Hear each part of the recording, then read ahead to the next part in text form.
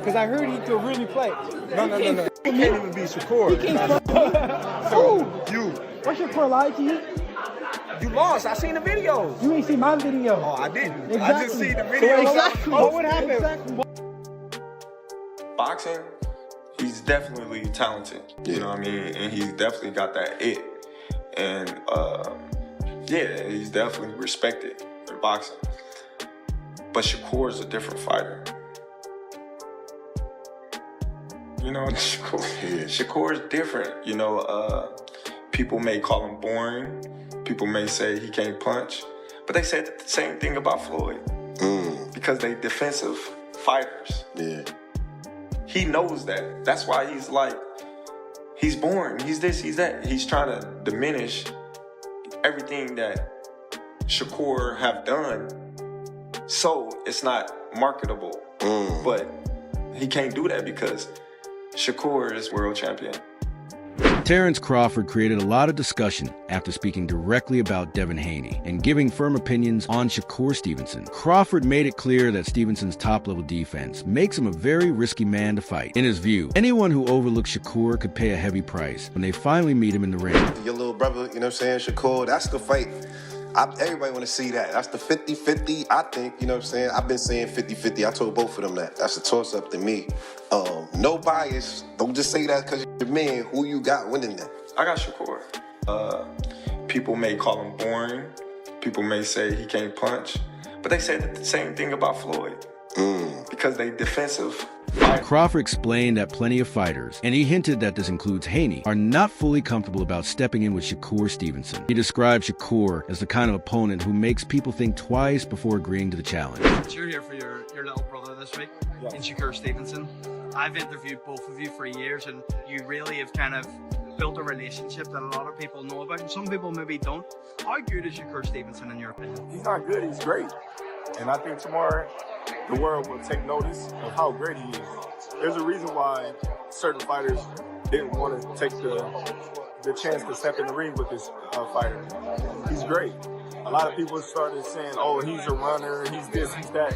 Just to detour people from being excited to see him fight because he's not knocking people out and all that crazy stuff. But they would see why people really don't want to get in the ring with him come tomorrow. I know you've shared the ring with him sparring plenty of times. What makes Shakur Stevenson great? What makes him different? What makes him, I don't want to say an ilk of yourself, but in the same kind of era, the Bud Crawford era, he's got a Shakur Stevenson era coming. Everything. The offense, the defense, the poise, the rhythm, the distance, the timing, the punch placement, the react time. Like, I can go on and on.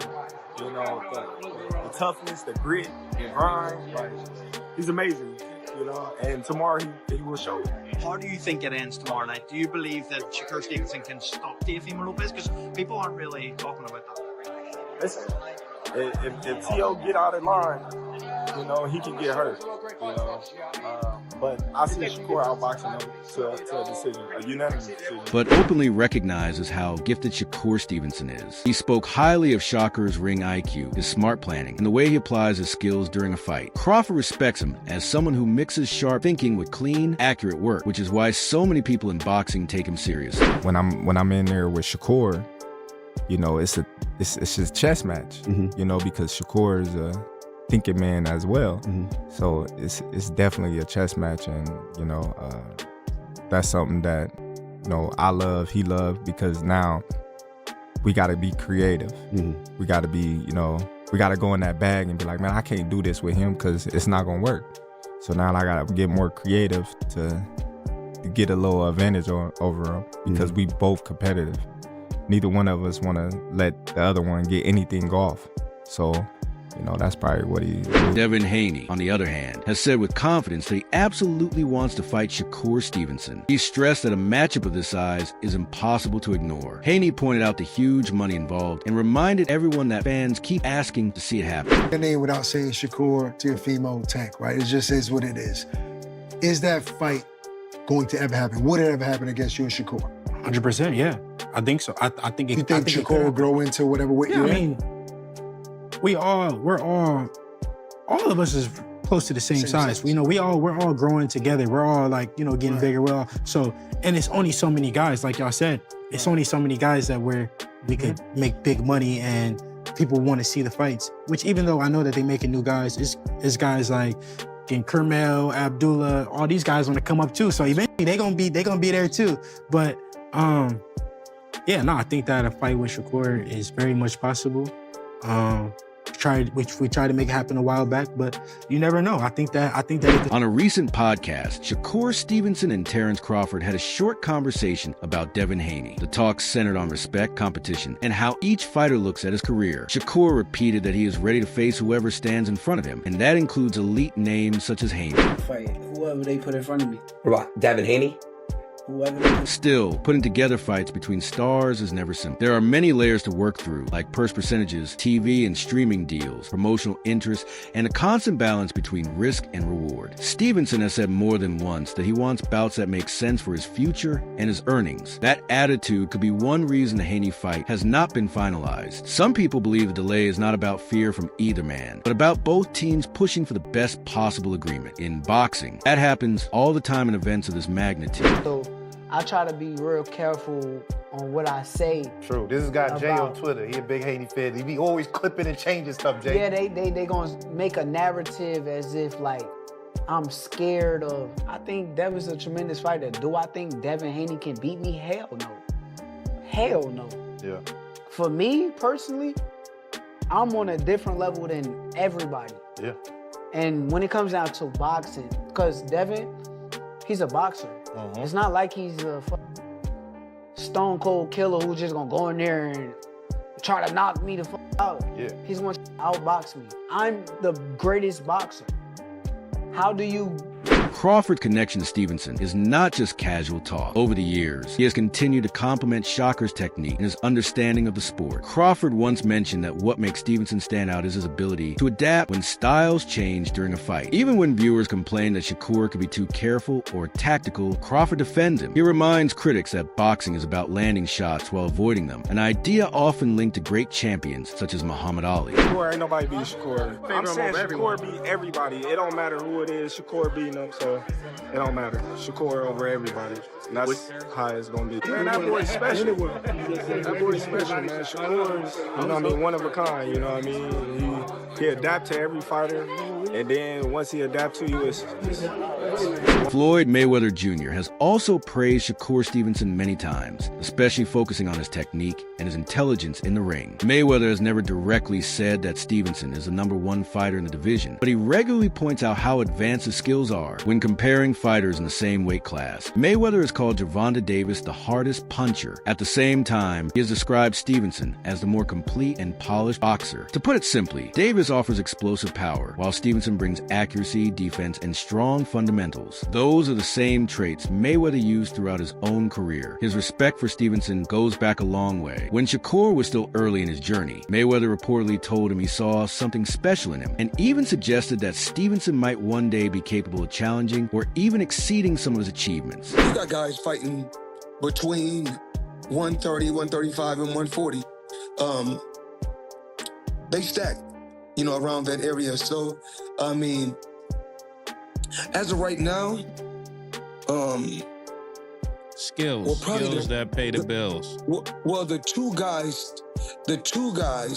well, the biggest puncher, I feel, at the 135 will probably be Gervonta Tank Davis. But the most skillful fighter at 135 will be hands down Shakur Stevenson. And what is it about him? Because I know he have a lot of good attributes, but do you think he has enough power to sustain? Well, it's really all about skills. Pernell Whitaker wasn't a huge puncher, but he was, I mean, very exciting, very tough, and he fought everybody. And Shakur is trying to do the same thing. He want to fight the best they got. Devin Haney wants to show that he truly belongs with the very best fighters in the sport. He knows a legacy is built by facing the hardest challenges out there, instead of trying to protect his record. Haney has made it known that he is interested in taking on top opponents, particularly Shakur Stevenson. Many fans feel this is a fight that would define the era. It is about far more than belts, pride, reputation, and the question of who is the most complete boxer of this generation are all at stake. Haney believes that defeating an unbeaten and highly skilled rival like Stevenson would answer those who doubt him. The matchup would also bring enormous money and worldwide attention, making it one of the biggest attractions in today's boxing scene. Other fighters continue to call Haney's name as well, which shows how important he has become in the division. Those fights are not possible. Would you be more inclined just to move up to 140? Yeah, you know, if I can't get those fights next or it doesn't make sense for it to be next, I'll probably go to 140, test it out, see how I feel at the weight at 140, and then when the time is right, then, you know, I'll defend my belt at 135. We'll just see, though. I got to go back and talk with the team and see what makes the most sense. That's really all. The conversation about Devin Haney fighting Shakur Stevenson keeps getting louder. Yet one big hurdle remains before the bout can truly happen. Despite that, both men stay sharp. They continue to show the focus, hard training, and technical strength that make them so difficult to defeat. Their recent outings and undefeated resumes highlight how steady and professional they are at the top of the sport. Haney has spoken directly to Stevenson, saying he is ready to meet him in the ring. His words show belief in himself and a willingness to accept serious tests, while also admitting that Stevenson is a very real threat. Is Haney going to concede to that? I doubt it. So there's a major obstacle in the way. But nonetheless, as you watch these two fighters fight, you can clearly see, outside of cheating, they're more than likely not going to lose.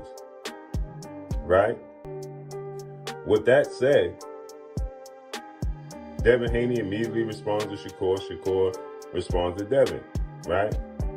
Again, we had the initial four kings. It was Devin, Ryan, T.O., and Tank Davis. Right? It was supposed to be the four kings 2.0 from the Marvin Hagler, Tommy Hearn, Sugar Ray Leonard, Roberto Duran.